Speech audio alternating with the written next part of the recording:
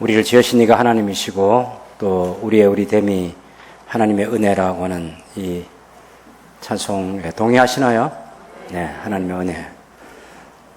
예수님께서 마지막으로 중보기도 하신 내용 우리가 17장에서 읽었습니다. 정말 가치 있는 내용이죠. 예수님이 이 땅에서 올리신 많은 기도가 있죠. 돌아가실 때까지 많은 기도가 있어요. 그 가운데 예수님께 제자들에게 기도를 이렇게 하라고 가르쳐 주신 내용이 마태복음 6장 9절 이하에서 있고 누가복음 11장에도 나와 있는 우리가 흔히 주기도문이라고 하는 것, 예수님께서 가르쳐 주신 기도, 그것은 이렇게 기도하라고 하는 기도의 방법을 가르쳐 주신 것이고 기도 내용을 뭘 해야 될지. 그러고는 예수님께서 여기서도 기도하시고 저기서도 기도하시고 이럴 때도 기도하시고 저럴 때도 기도하시고 기도하신 많은 사건을 그냥 기도하셨다라고 하는 한마디로 그렇게 얘기한 데가 많아요. 근데 예수님께서 기도하신 내용 전체를 이렇게 완전한 문장으로 이렇게 길게 그 기도 한 편을 올려놓은 것은 딱 이거 하나뿐이에요. 제가 이거 하나뿐이다라고 하는 걸 강조하는 이유가 있는 거죠. 이거 하나밖에 없어요. 사복음서를 다 읽고 성경 66권 다 읽어도 예수님께서 하신 기도 가운데 기도의 내용을 요한복음 17장 1절에서 26절까지 있는 이 긴 내용이 그대로 보존되고 있는 것은 이거밖에 없습니다. 가치가 얼마나 되는지 상상을 할 수 있으시겠어요? 여러분, 다빈치의 모나리자라는 그림 있잖아요. 그 그림이 기네스북에 올라 있는 그림인데 가격이 어느 정도 된다고 생각하세요? 제가 검색을 해보니까 40조 원 된 40조. 그림 하나가 40조. 아니 그 그림이 40조라고 해서 뭐 생명을 살립니까? 뭐합니까 그게? 네. 제가 좋아하는 피카소라는 사람의 작품이 최근에 거래됐는데 최근에 거래된 1위부터 20위까지 피카소 작품이 몇 개가 올라와 있어요. 보통 한 1,몇백억 원씩 합니다. 최근에 가장 비싸게 거래된 작품 가운데는 미국 그 화가가 그린 1,800억 정도 되면 피카소 그림은 한 몇 개가 20위 안에 들어있던데 그게 최근에 거래된 거, 거래 안 된 거 가격은 말할 수 없는 거고 거래된 가격에 그런 작품 하나가 1,몇백억씩 하니까 예수님의 기도문이 예루살렘 발견됐다든지 창원에서 발견됐다든지 그걸 우리가 하나 가지고 있다 그러면 이건 세상이 발칵 뒤집어질 만한 그런 사건이겠죠. 성경책에 복사가 되어 있어서 우리가 별로 중요하게 생각하지 않을지 몰라도 성경 66권의 가치를 생각해보고 그 66권 가운데서 예수님께서 행하신 많은 일들 생각해보고 예수님께서 올리신 많은 기도 가운데서 기도문으로 완전하게 남아있는 것이 요한복음 17장이다. 그러면 굉장히 가치 있겠죠. 저와 여러분이 어마어마한 문서를 지금 가지고 있는 거예요. 그런데 우리가 어떻게 했어요? 그냥 성경 읽기 하는데 요한복음 15장을 읽을 때나 16장을 읽을 때나 17장, 18장을 읽을 때나 똑같이 그냥 읽고 그냥 지나갔어요. 예수님의 기도에 대해서 진지하게 그 가치를 생각해보고 묵상해보고 이것이 제대로 올려진 기도인지 우리가 우리 기도를 한번 되새김질 해보고 예수님의 기도하고 우리 기도는 어떻게 다른지 우리가 어떻게 기도를 배워야 되는지 그 기도의 중요성이 뭔지 그 기도의 열매 때문에 지금 기독교 2000년 역사가 어떻게 진행되어 왔는지 다 이 기도하고 관계가 있는 거죠. 앞으로 예수님 오실 때까지 교회가 예수님의 이 기도 때문에 교회가 어떻게 보존될 것인지 그것 또한 알 수 있는 게 요한복음 17장의 기도입니다. 그런데 다른 성경의 많은 부분도 그렇지만 특별히 요한복음 17장을 기도를 예수님이 하는 그 기도의 심정으로 읽으면서 기도를 해보려고 하면 거북스러운 게 뭐냐면 기도문이 아니에요. 이건 번역한 거지 기도할 때는 예수님이 이렇게 기도 안 했겠죠. 예수님은 하나님을 아버지라고 이렇게 부르는데 아버지에 대해서 반드시 존댓말을 썼겠죠. 여러분의 아이들이 부모에게 존댓말 쓰잖아요. 예수님도 당연히 존댓말을 썼겠죠. 근데 우리 성경에 그렇게 번역이 안 돼 있을 뿐이에요. 또 이 성경에는 글을 쓸 때 쓰는 말하고 대화를 할 때 하는 말하고는 다른 거예요. 예를 들면 제가 이쪽에 있는 사람들을 여기 소개했어요. 그러면 그 다음에 제가 앞에 소개했기 때문에 얘기할 때는 그들은 하고 어떤 사람들입니다 하고, 이쪽 창가에 있는 그 사람들은 어떤 사람입니다. 글을 쓸 때는 그렇게 쓸 수 있어요. 근데 기도할 때는 그렇게 안 하겠죠. 저 사람들은, 저들은, 저희는 이런 표현을 쓰겠죠. 그래서 여러분 한번 보시면 4절 한번 보실까요? 아버지께서 제게 하라고 주신 일을 제가 이루어, 이렇게 해야지 아버지께서 내게 하라고 주신 일을 내가 이루어, 이렇게 하면 버릇이 없는 말이 되는 거죠. 5절에 아버지 창세전에 제가 아버지와 함께 가졌던 영화로서 지금도 아버지와 함께 저를 영화롭게 하시옵소서 이래야지 나를 영화롭게 하라 이렇게 하면 안 되죠. 6절에 봅니다. 세상 중에서 내게 주신 사람들에게 내가 아버지의 이름을 나타내었나이다. 그들은 아버지의 것이었는데 내게 주셨으며 그들은 아버지의 말씀을 지켰나이다. 굉장히 거북스러워지잖아요. 이것을 세상 중에서 제게 주신 사람들에게 제가 아버지의 이름을 나타내었나이다. 저들은 혹은 저희는 아버지의 것이었는데 제게 주셨으며 저희는 아버지의 말씀을 지켰나이다. 그래야 대화 형식의 기도 언어가 되는 거죠. 예. 그래서 우리가 한 번 더 읽어보려고 합니다. 빨간 부분을 읽으면 돼요. 예. 괜찮죠? 아니 세상에 하나밖에 없는 예수님 완전한 기도 문장인데 이걸 두 번 읽는 것을 거북스럽게 생각하면 안 되죠. 그래서 우리가 다시 한번 읽어보는 게 좋겠습니다. 그들은 하는 것을 저들은 하든지 혹은 저희는 하든지 그건 여러분이 그냥 알아서 하시면 돼요. 어쨌든 같이 읽어보겠습니다. 같이 합시다. 17장 예수께서 이 말씀을 하시고 눈을 들어 하늘을 우러러 이르시되 아버지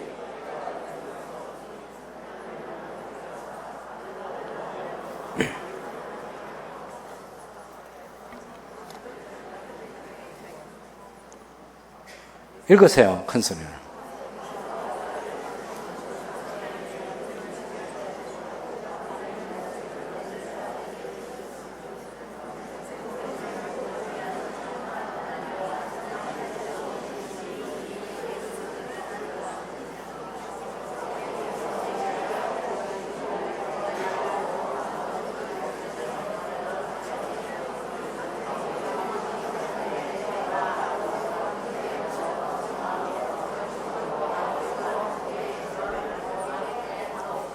네, 이거 보고 있는 것보다는 성경 보고 있는 게 더 낫겠어요. 그죠? 성경을 한번 6절부터 보세요. 17장 6절부터. 제가 조금 전에 말씀드린 그런 것만 고쳐서 읽으면 그냥 되는 거예요. 자, 다 같이 읽습니다. 세상 중에서 제게 주신 사람들에게 제가 아버지의 이름을 나타내었나이다. 저희는 아버지의 것이었는데 제게 주셨으며 저희는 아버지의 말씀을 지켰나이다. 지금 저희는 아버지께서 제게 주신 것이 다 아버지에게서 온 것인 줄 알았나이다. 저는 아버지께서 제게 주신 말씀들을 저들에게 주어사오며 저들은 이것을 받고 제가 아버지에게서 나온 줄을 참으로 아오며 아버지께서 저를 보내신 줄도 믿어사옵나이다. 제가 저들을 위하여 비옵나니 제가 비옵는 것은 세상을 위함이 아니요 제게 주신 자들을 위함이니 저들은 아버지의 것이로소이다. 제 것은 다 아버지의 것이요 아버지의 것은 제 것이온데 제가 저들로 말미암아 영광을 받았나이다.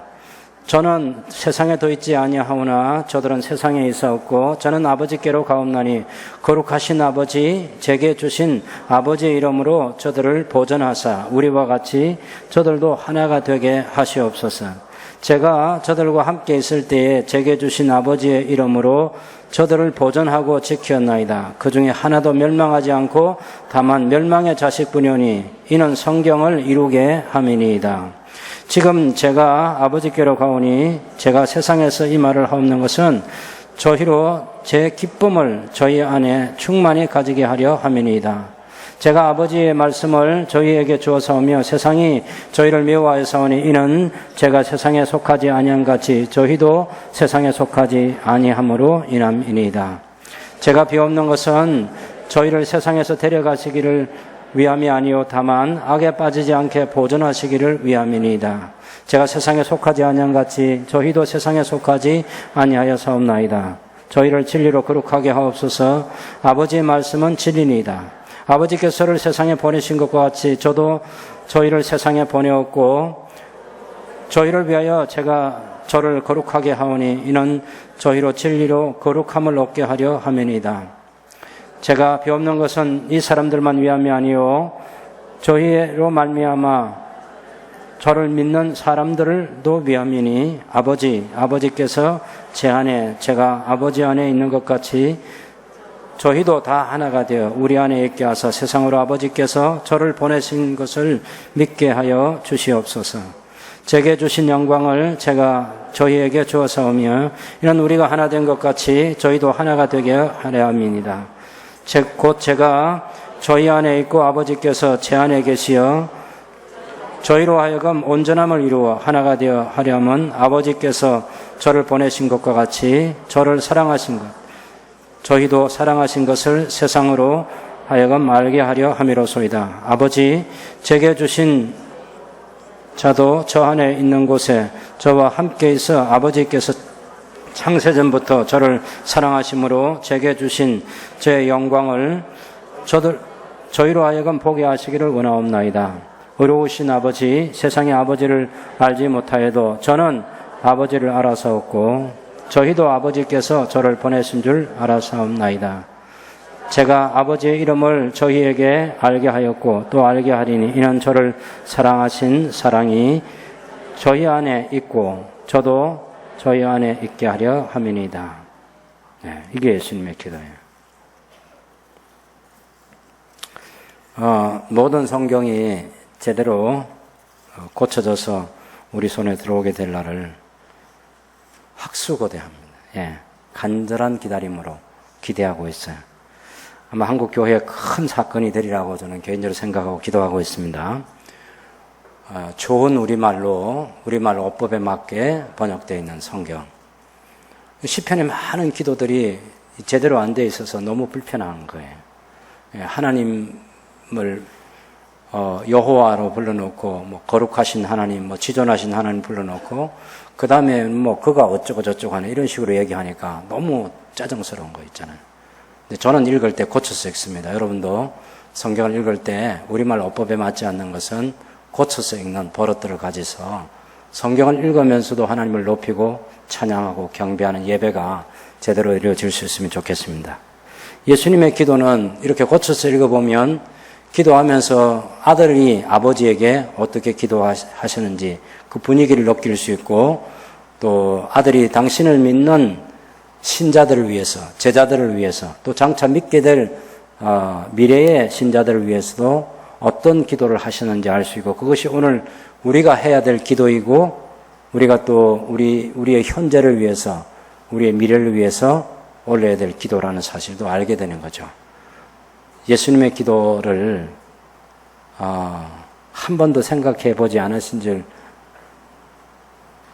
느낌이 들어요. 그런데 이제 우리가 이런 결단을 한번 해보면 좋겠어요. 우리가 주님이 가르치신 기도를 외우듯 요한복음 17장에 있는 예수님의 기도문도 한번 다 외워보는 거죠. 괜찮을까요?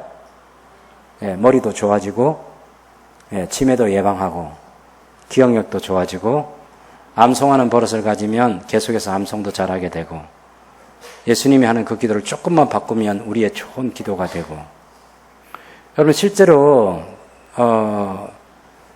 우리가 기도를 대부분은 잘하지만 간혹 잘 못하는 경우도 있어요.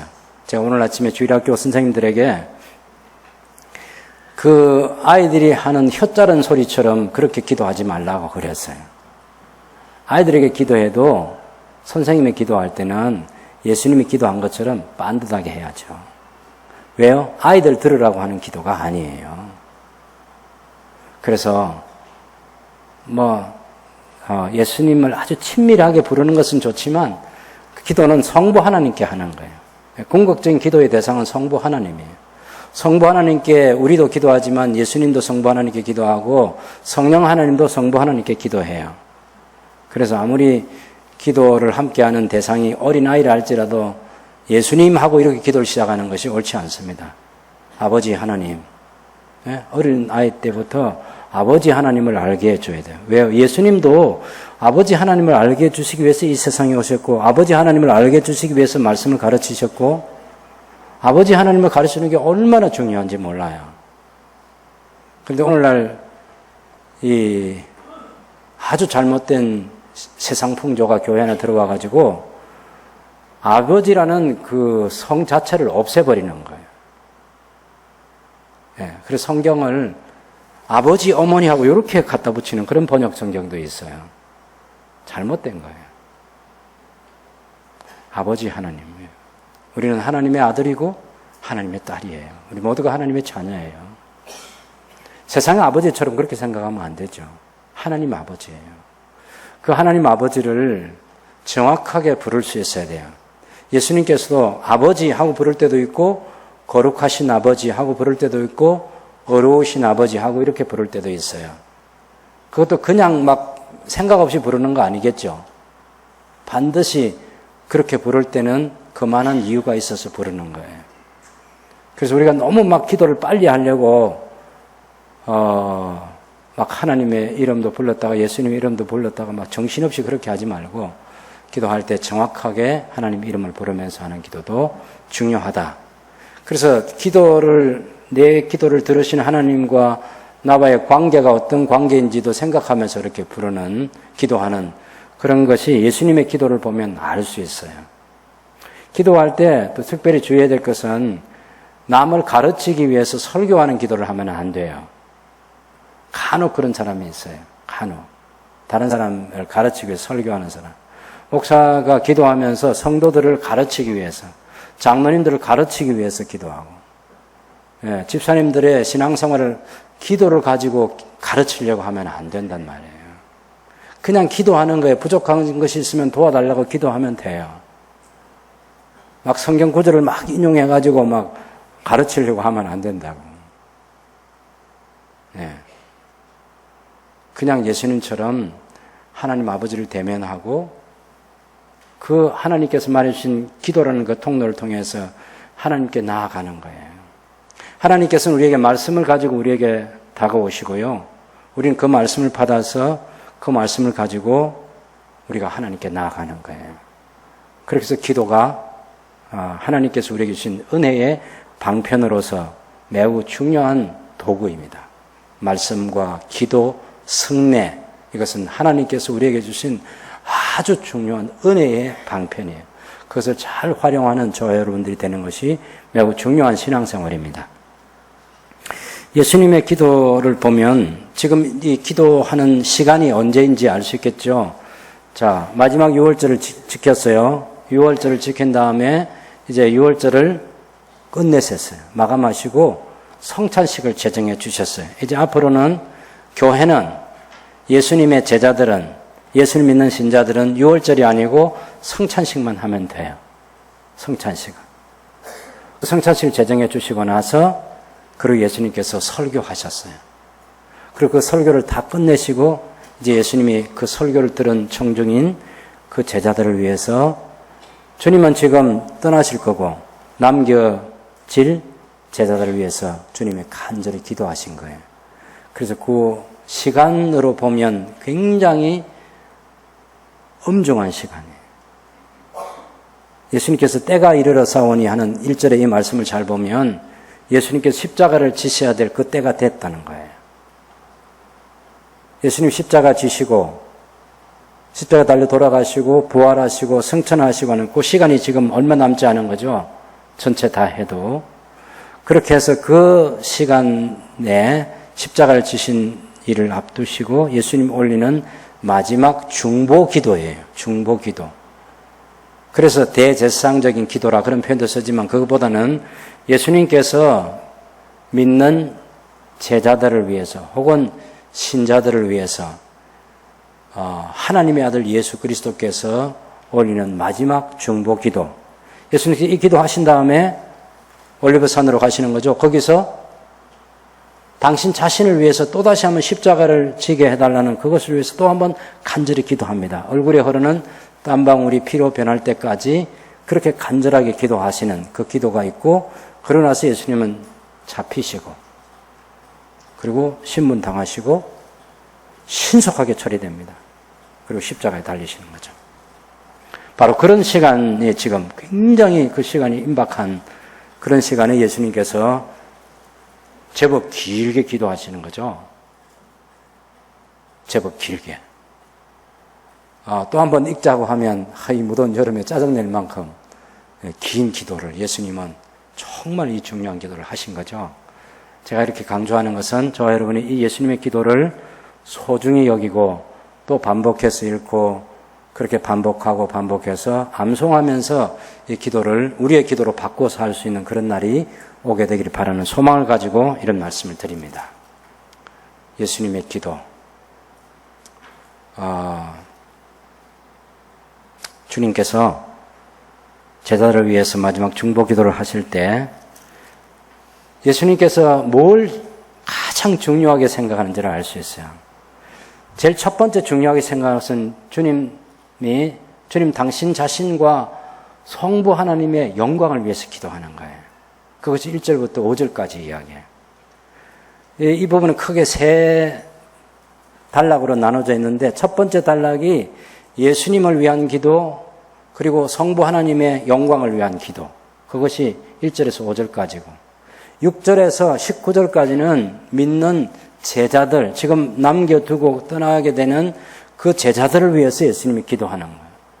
그들은 이 세상에 남아있어요.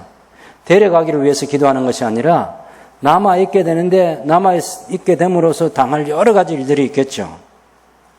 지켜달라는 기도, 보호해달라는 기도, 거룩하게 해달라는 기도, 하나 된 삶을 살도록 해달라는 기도. 그런 기도를 제자들을 위해서 해요. 그리고 나서 20절에서 26절까지는 지금 제자들을 통해서 저희의 말로 말미암아 저를 믿는 사람들도 위함이니, 예수님의 제자를 통해서 믿게 될 사람들이 있겠죠. 미래의 신자들, 그 사람들을 위해서 기도하는 거예요. 이 기도도 굉장히 중요한 기도예요.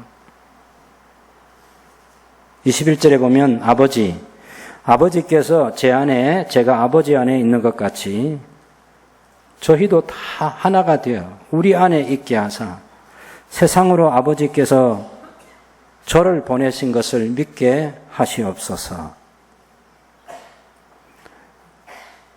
아버지께서 제 안에, 제가 아버지 안에 있는 이 하나됨처럼 저들도 다 하나가 되어서 이 일치를 위한 간절한 주님의 기도예요. 그래서 이런 세 단락으로 나눠서 예수님과 성부 하나님의 영광을 위한 기도, 제자들을 위한 기도, 미래에 믿게 될 신자들, 제자들을 위한 기도예요. 그래서 그 기도 가운데는 하나됨을 위해서 기도한 24절에 보면 마지막에 아버지께서 창세전부터 저를 사랑하심으로 제게 주신 저의 영광을 저들도 보게 하시기를 원합니다. 얼마나 그 영광이 중요한지 그 영광을 보게 해달라고. 우리가 천국에 대한 생각을 여러 가지 상상을 할 수 있겠죠. 근데 가장 중요한 것은 우리가 상상하는 그 천국이 아니에요. 정말 제일 중요한 것은 예수님의 창세전에 가졌던 그 예수님의 영광을 보는 거예요. 예수님께서 그것을 위해서 기도하는 거예요. 그리고 성부 하나님께서 예수님을, 아들이신 예수님을 얼마나 사랑하는지, 그런 하나님의 사랑을 믿는 신자들에게도 나타내 보여달라고 기도하는 거예요. 그래서 이렇게 크게 세 단락으로 나눠진 이 기도문 우리가 조금 더 살펴보겠습니다. 예수께서 이 말씀을 하시고 이제 설교를 16장까지 마치신 거죠. 눈을 들어 하늘을 우러러 이러시되, 여러분 좀 다르죠? 우리는 기도합시다 무조건 눈 감죠? 예? 우리는 눈 무조건 감아요. 근데 예수님은 기도하실 때 하늘을 우러러 보시고 기도하시는 거예요. 우리 식사 기도도 다 눈 감고 해요. 식사 기도하면서 눈 뜨고 기도해도 괜찮죠. 그죠? 이것 때문에 감사하고, 이 음식 때문에 감사하고, 이 음식 때문에 감사하고, 예, 이 음식 잘 먹고 건강하게 살아서 하나님의 기쁨이 되는 삶을 눈 뜨고 기도해도 괜찮아요. 근데 우리는 무조건 기도하면 눈 감는 데서부터 시작해요. 예수님이 눈 뜨고 기도하셨다. 그래서 우리도 눈 뜨고 기도해도 된다? 네, 됩니다. 눈 뜨고 기도해도. 하나님께서 왜 눈 안 감고 기도하냐? 아니요. 그냥 눈 뜨고 돌아다니면서 기도해도 괜찮아요. 눈 뜨고 돌아다니면서 하나님께서 하늘을 가르시고 풍랑을 잔잔케 하시고 이렇게 기도해도 괜찮다고. 예? 그냥 우리가 이 성경에서 실제로 그런 상황들을 몰라서 그냥 눈 감고 기도하고 그런 게 말지 그냥. 예, 예수님은 하늘을 우러러 기도하셨어요. 그래서 우리도 하늘을 우러러 기도할 수 있습니다. 눈 감고 기도하시는 것은 집중하기 위해서 그래요. 집중하기 위해서. 나쁘다는 얘기 아니에요. 근데 항상 눈 감고만 기도해야 된다. 그건 아니다라는 것을 말씀드리고 있을 뿐이에요. 하늘을 우러러 말씀하십니다. 아버지, 때가 이르렀습니다. 굉장히 긴박한 때죠. 십자가를 고쳐야 돼요. 이 기도 끝나면요, 올리브산으로 가시고 거기서 기도하시다가 기도 끝나고 나서 잡히시고 곧바로 신문 받으시고 새벽이 찾아오고 그렇게 될 거예요. 지금 한밤중인 거 아시겠죠? 이 밤에 예수님께서 기도하시는 거예요. 마지막 기도예요. 비장한 기도입니다. 때가 이르렀습니다. 아들을 영화롭게 하셔서 아들로 하여금 아버지를 영화롭게 할 수 있게 해달라는 거예요. 예수님을 영화롭게 하는 게 뭐겠습니까? 예수님의 예수님 되심, 예수님의 사명을 이루는 거 아니겠습니까? 그것은 예수님이 십자가를 지시는 거예요. 예수님께서 십자가를 지시는 것보다 예수님의 영광이 나타나는 게 없어요. 사실 그 십자가 위에서 용서해달라고 기도하고 한편 강도에게 낙원을 약속해주고 또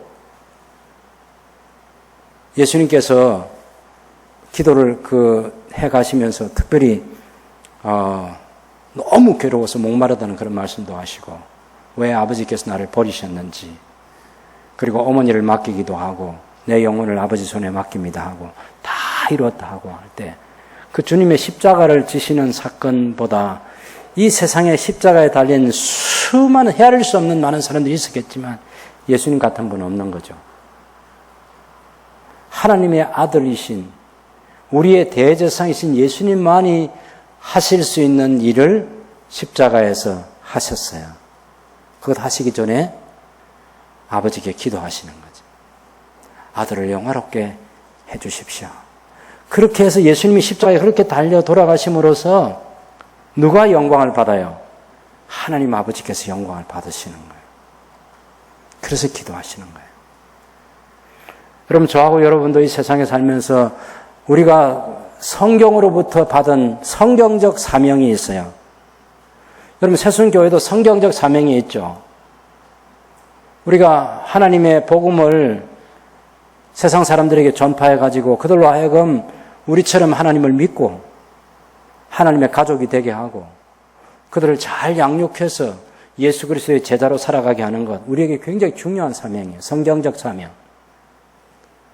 예수님께서 너희는 가서 모든 족속으로 예수님의 제자를 삼으라고 말씀하신 그 말씀을 가지고 이 땅과 온 세상을 늘 품고 기도하고 복음을 전하는 것 그건 우리가 가질 사명이죠. 그런 교회가 해야 될 그런 사명도 있지만 우리 개인이 믿는 신자로서 하나님께서 특별히 개인에게 주신 그런 사명도 있겠죠. 그 사명 이루기 위해서 그 사명 이루어서 하나님을 영화롭게 해달라는 그런 기도를 반드시 해야 되는 거죠. 여러분 가운데 내 사명이 뭐더라 이렇게 안 떠오르시는 분은 혹 이번에 휴가 기간 중에 조금 시간을 내셔가지고 내가 하나님께 받은 사명이 뭐지? 내 남은 인생을 어떻게 초점을 맞춰서 살아야 되지? 그게 좀 생각하는 시간을 가질 수 있으면 좋겠습니다. 그리고 하나님께 기도하세요. 하나님, 제가 제 인생을 어떻게 살아야 될지 모르겠습니다. 하나님께서 제가 가치 있는 삶을 살아갈 수 있도록 제 사명이 무엇인지 가르쳐 주시오라고 기도하고 질문하고 성경 읽고 묵상하고 기다리면 하나님께서 반드시 가르쳐 주실 거예요. 예수님은 이 세상에 오실 때부터 그 사명을 가지고 오셨고 사명을 가지고 사셨고 마지막 사명인 십자가 지는 일을 위해서 기도하시는 거예요. 아버지, 때가 이르렀습니다. 아들을 영화롭게 해주십시오. 그리하여 아들로 하여금 아버지를 영광스럽게 할 수 있게 해주십시오라고 기도하는 거죠. 여러분, 예수님은 어떤 분이냐면 모든 사람에게 영생을 주게 하시려고 만물을 다스리는 권세를 아버지로부터 받은 분이에요. 모든 만물을 다스리는 권세를 받았다고. 이전을 여러분 보세요. 아버지께서 아들에게 주신 모든 사람에게 영생을 주게 하시려고. 여러분, 아들에게 주신 모든 사람이에요. 선택적 구원인 거 아시죠? 그리고 만민을 다스리는 권세를 아들에게 주셨습니다. 뭘 하기 위해서? 그 권세를 가지고 뭐 해요? 하나님께서 주신 사람들에게 영생을 주시는 거예요. 영원한 생명.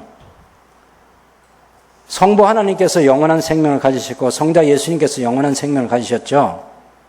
성부, 성자, 성령 하나님을 믿음으로 하나님과의 교제 가운데 살아가는 게 영생이에요.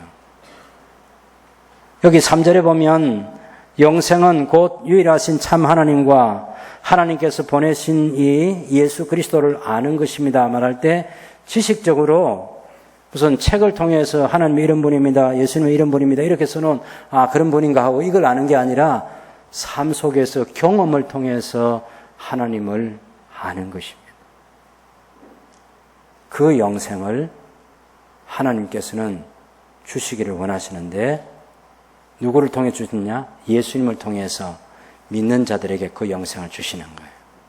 그래서 요한일서 5장 11절 12절 말씀 보면 사도 요한이 요한 1서를 기록할 때 내가 이것을 기록한 목적은 이유는 너희로 하여금 영생이 있음을 알게 하려 함이라 그랬어요.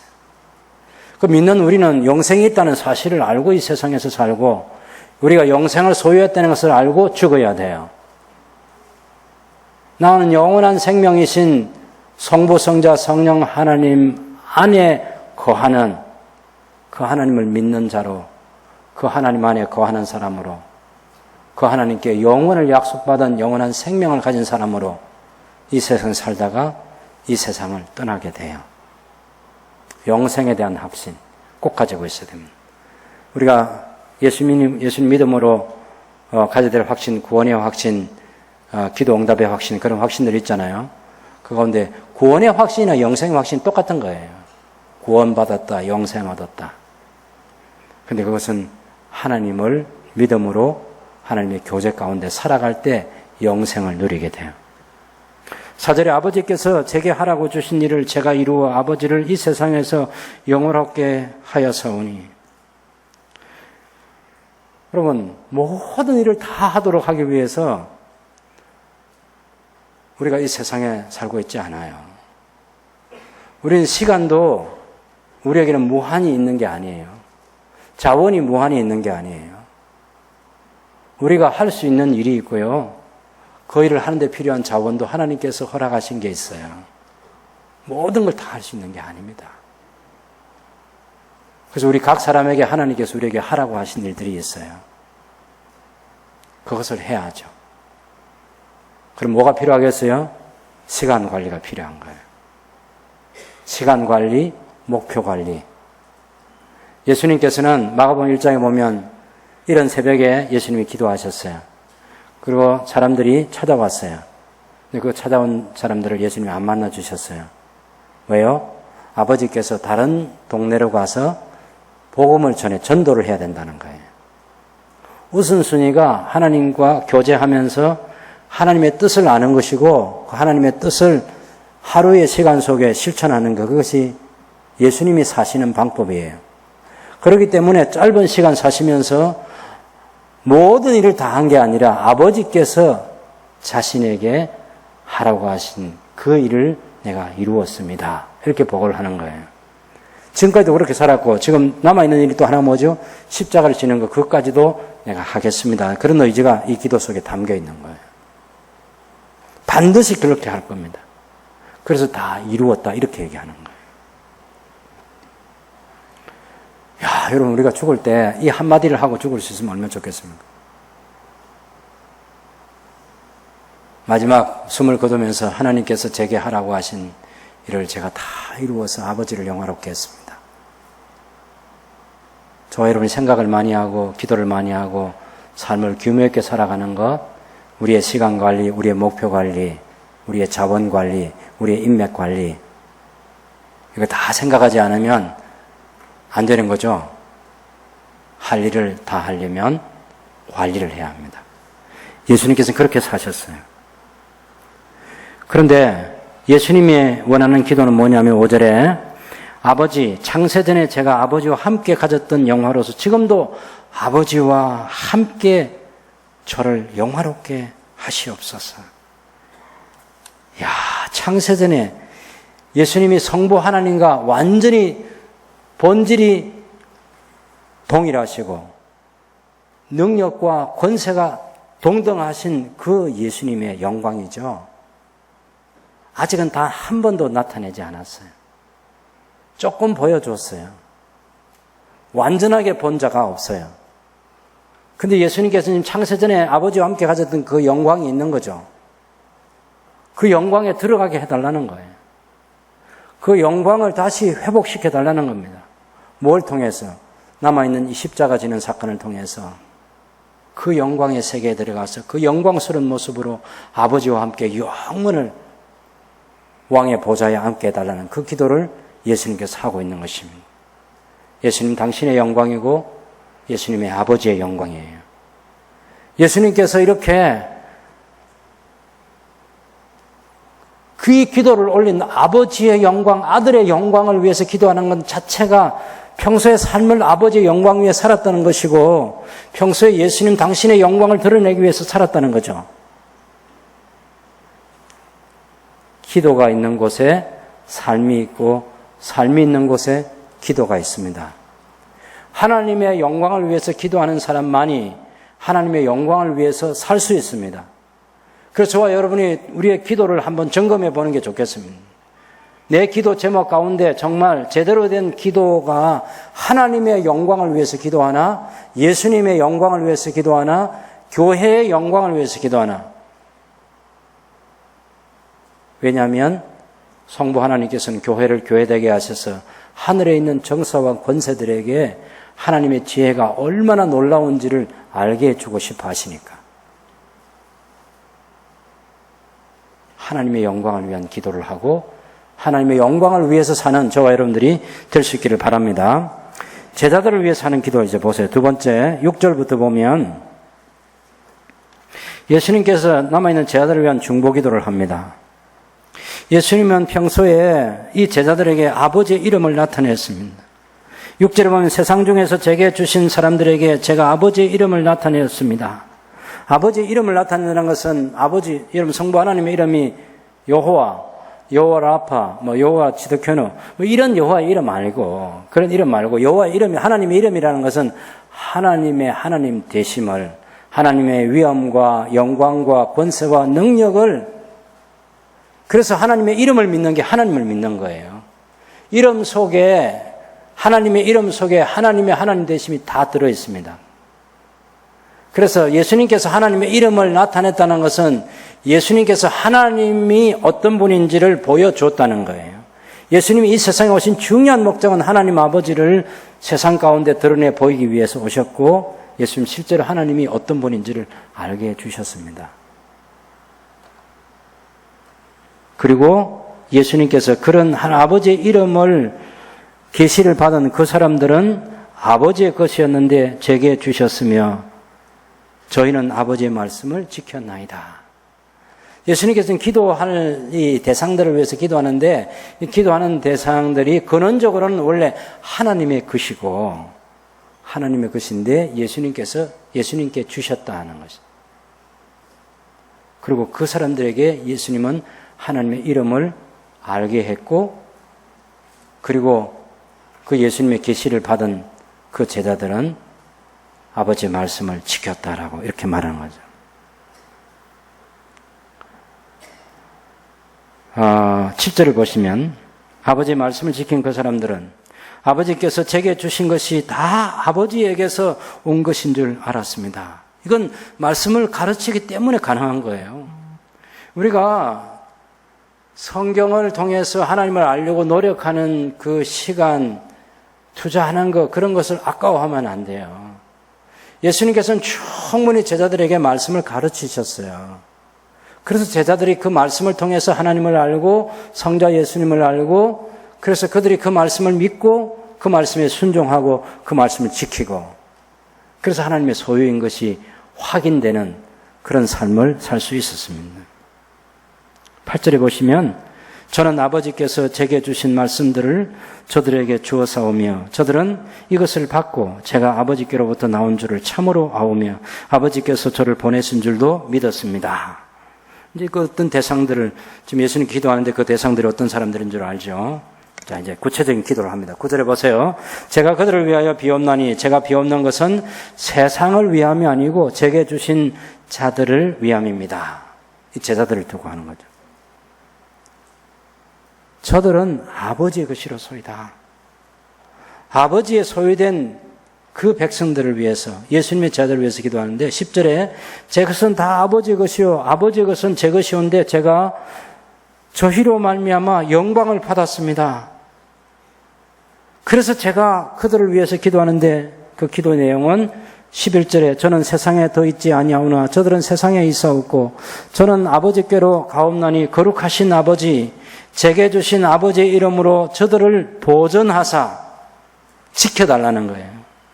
우리와 같이 저희도 하나가 되게 해 주십시오. 예수님과 아버지가 하나인 것처럼 예수님과 아버지가 동일 본질, 동일 영광, 동등한 자격과 권세와 영광을 가지신 분인데 아버지 안에 아들이 있고 아들 안에 아버지가 있는 그 하나됨처럼 믿는 성도들이, 예수님의 제자들이 하나가 되게 해달라는 기도를 하고 있습니다. 세상에서 지켜달라는 거, 하나가 되게 하는 거 너무 중요한 것입니다.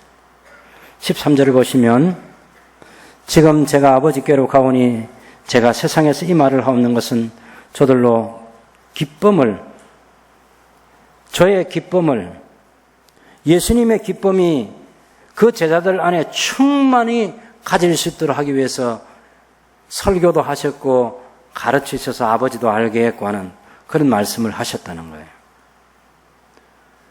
지식이 많아지면 기쁨이 충만하겠죠. 저는 그런 기쁨을 가지고 있어요. 제가 이런 생각해요. 성경을 읽고 지금도 제가 새롭게 깨닫는 게 많이 있겠죠. 그럼 제가 성경을 다 안다고 생각하세요? 그건 착각이에요. 다 아는 게 아니에요.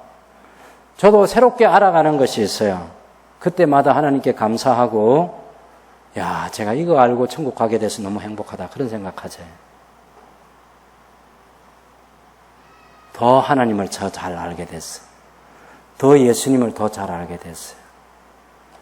더 우리가 완성될 그 나라에 대한 이해를 더 많이 하게 됐어요. 이거 알고 죽음의 날을 기다릴 수 있는 하나님의 자녀로 살게 됐다. 그래서 너무 행복해요. 절대 배움을 가볍게 생각하지 마세요. 지식은 중요합니다. 예수님께서 계속해서 가르치시고 제자들이 그것을 계속해서 배우고 그리고 지키고 살았어요. 그런 제자들이 세상에 이제 남아있어서 계속해서 주님의 하셨던 일들을 계승하게 될 테인데 아버지 그들을 지켜주십시오. 그들을 하나 되게 해주십시오. 그래야 이 사명 감당할 수 있습니다. 교회의 하나됨보다 더 중요한 것은 없습니다, 여러분. 하나님의 한 가족으로서의, 우리가 그것을 공동체라고 그렇게 말하는데 공동체란 말은 한자말로 하는 것이고 그냥 순우리말로 하면 한 식구가, 이게 가장 좋은 표현 같아요. 한 가족, 한 식구. 뜻과 생각과 삶의 방향과 목적이 동일한 사람들이에요. 이 세상에서 예수 그리스도와 성부 하나님과 성령 하나님을 나타내 보이려고 한 목적을 가지고 사는 사람. 영원한 천국에 대한 소망을 가지고 살아가는 사람. 이 세상에서 하나님께서 택하신 사람들을 한 사람이라도 더 구원할 목적으로 하루라도 우리가 더 살아야 될 삶의 이유와 가치가 있다고 생각하는 사람. 이게 중요한 거예요. 남아있는 성도를 위해서 주님은 그런 기도를 하셨어요. 왜 세상에서 지켜달라고 합니까? 세상이 성도들을 미워하기 때문이에요. 세상이 제자들을 미워하기 때문에 그래요. 이 요한복음을 읽는 독자들의 그 당시에 교회가 얼마나 핍박 아래인지 로마 제국 AD 64년 이후에 로마 황제가 로마시를 불지는 사람이 기독교인이라 그때부터 교회를 핍박하기 시작해가지고 사도 요한이 이 요한복음서를 쓸 때는 굉장히 큰 핍박이 계속되고 있는 그런 역사적인 상황 속에서 세상이 교회를 미워하고 있을 때 그때 예수님께서 교회를 미워하는 세상으로부터 교회를 지켜달라고 믿는 신자들을 제자들을 보호해달라고 기도하신 거예요. 그러면 당연히 요한복음서를 읽는 사람들이 우리가 안전하겠구나. 그때 예수님께서 제자를 위해서 기도하셨고 그 제자를 통해서 믿는 자들을 위해서 기도하셨기 때문에 우리가 안전하겠구나. 그런 믿음의 확신을 갖게 되겠죠. 여러분 15절에도 보면 제가 비옵는 것은 저희를 세상에서 데려가시기를 위함이 아니요 다만 악에 빠지지 않게 보존하시기를 위함입니다. 이거는 그냥 우리가 일반적으로 말하는 그런 악에 빠지지 않는 그런 표현일 수도 있고 이것은 악한 자에게 악한 자로부터 보존해달라는 그런 기도예요.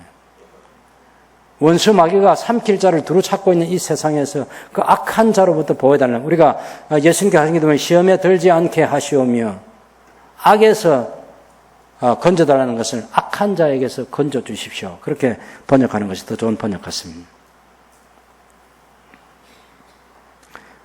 그리고 17절에 보면 진리로 거룩하게 해달라는 기도를 해요.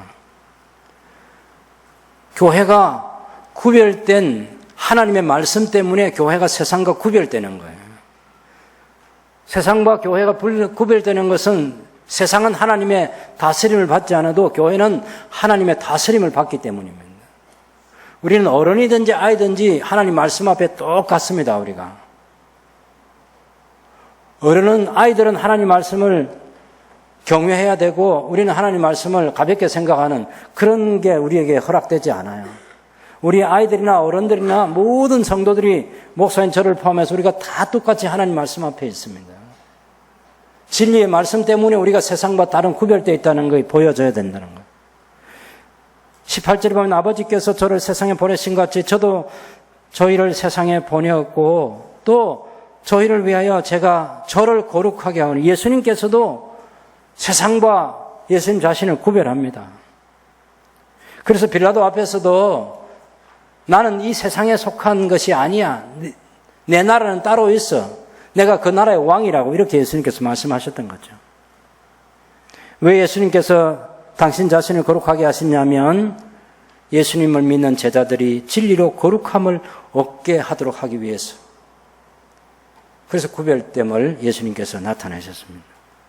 예수님이 이제 그 기도가 마지막 기도로 그런 제자들만을 위해서가 아니라 그 제자들을 통해서 믿게 될 미래의 성도들을 위해서 기도합니다. 20절에 제가 비옵는 것은 이 사람들만 위함이 아니고 또 저희의 말로 말미암아 저를 믿는 사람들도 위함이니 아버지께서 제 안에 제가 아버지 안에 있는 것 같이 저희도 다 하나가 되어 우리 안에 있게 하셔서 세상으로 아버지께서 저를 보내신 것을 믿게 하옵소서. 기적 중에 기적이 뭐냐면 믿는 신자가 계속 늘어나는 거예요. 새 신자가 생기는 거예요. 저와 여러분이 예수님 믿었잖아요. 근데 저와 여러분 때문에 또 다른 사람이 우리가 전하는 그 복음을 듣고 똑같이 믿는 거죠. 그게 가장 큰 기적인 거 아시나요? 무슨 병든 자가 치유함을 받는 것도 기적이지만 기적 중에 기적은 저와 여러분이 예수 믿는 게 기적이고 그 다음 기적이 우리 통해서 또 다른 사람이 우리처럼 똑같이 믿어버리는 게 그게 기적이에요. 그런 놀라운 기적이 일어나는 겁니다. 어떻게 일어나죠? 예수님의 기도 때문에 되는 거예요. 21절에 아버지여, 아버지께서 제 안에 제가 아버지 안에 있는 것 같이 저희도 다 하나가 되어 우리 안에 있게 하셔서 세상으로 아버지께서 저를 보내신 것을 믿게 하시옵소서.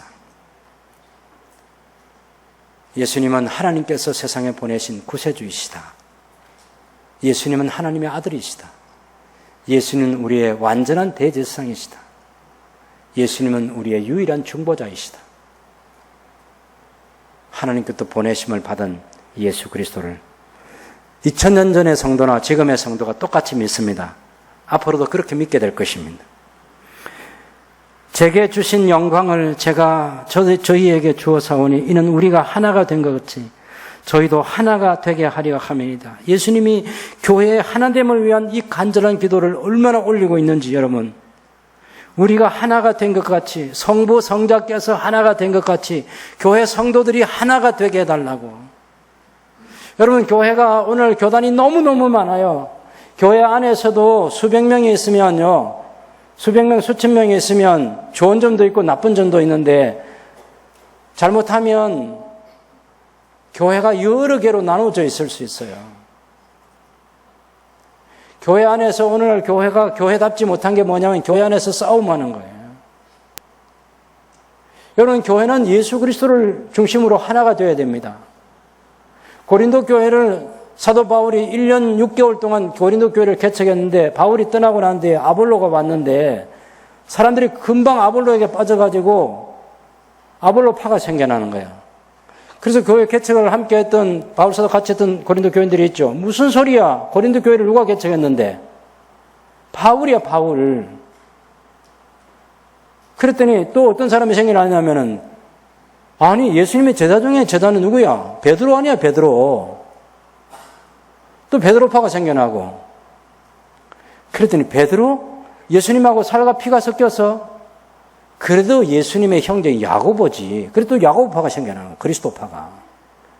이렇게 교회가 나누어졌을 때 사도 바울이 명쾌한 답을 제시합니다. 내가 여러분을 위해서 십자가에 못 박혔습니까? 예수 그리스도께서 우리를 위해서 십자가에 못 박혔습니다. 십자가를 중심으로 해서 교회가 하나가 되어야 한다고. 교회 모든 목회자와 성도들은 예수 그리스도의 십자가를 중심으로 하나가 되어야 한다고. 그래야 세상이 교회를 업신여기지 않습니다. 교회가 분열하고 교회가 싸우는 것, 그것은 아주 사탄이 좋아하는 거예요. 그래서 교회가 파괴되기를 사탄은 바랍니다. 교회가 무너지기를 바라요. 예수님은 교회가 하나됨을 위해서 이때도 간절히 기도하시고 지금도 하늘에서 저는 이 중보기도를 쉬지 않고 하고 계신다고 믿습니다. 교회가 하나가 되게 해주십시오. 얼마나 중요한 기도인지 모르겠어요. 여러분, 신앙생활 하는 사람들 이런 사람이 있어요. 교회 다니면서 어떤 사람하고는 담을 허무르고 어떤 사람은 담을 쌓아요. 그리고 교제를 안 합니다. 이건 예수님의 기도를 무시하는 거예요. 교회는 모든 성도들과 하나가 되어야 합니다. 어떤 사람들은요, 같은 또래 기관의 사람들은 잘 교제하면서 다른 사람들은 또 교제하지 않는 사람들이 있어요. 집사람들끼리는 교제하면서 장로님들과는 안 놀겠다는 사람이 있어요. 성도들과는 잘 놀면서 목사와는 안 놀겠다는 사람도 있어요. 그래도 아무 지장 없이 교회 다녀요. 여러분, 다 잘못된 신앙입니다. 성경은 모든 사람을 용서하고 용납하라고 그랬어요. 하나가 되라고 그랬어요. 우리가 하나가 된 것까지 저희도 하나가 되게 해달라고 기도했어요. 이 예수님의 간절한 기도가 주님이 마지막 중보 기도를 하실 때 있었다고. 예수님께서 이렇게 기도하시면서 그렇게 돼야만 아버지께서 저를 사랑하신 그 사랑이 저희 안에도 나타나게 됩니다라고. 그것 때문에 간절히 기도하는 거예요.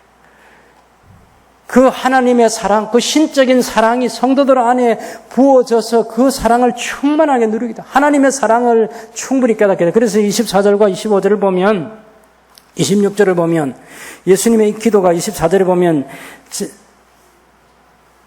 아버지, 제게 주신 자도 저 있는 곳에 저와 함께 있어서 아버지께서 창세전부터 저를 사랑하심으로 제게 주신 저의 영광을 저들로 보게 하시기를 원합니다.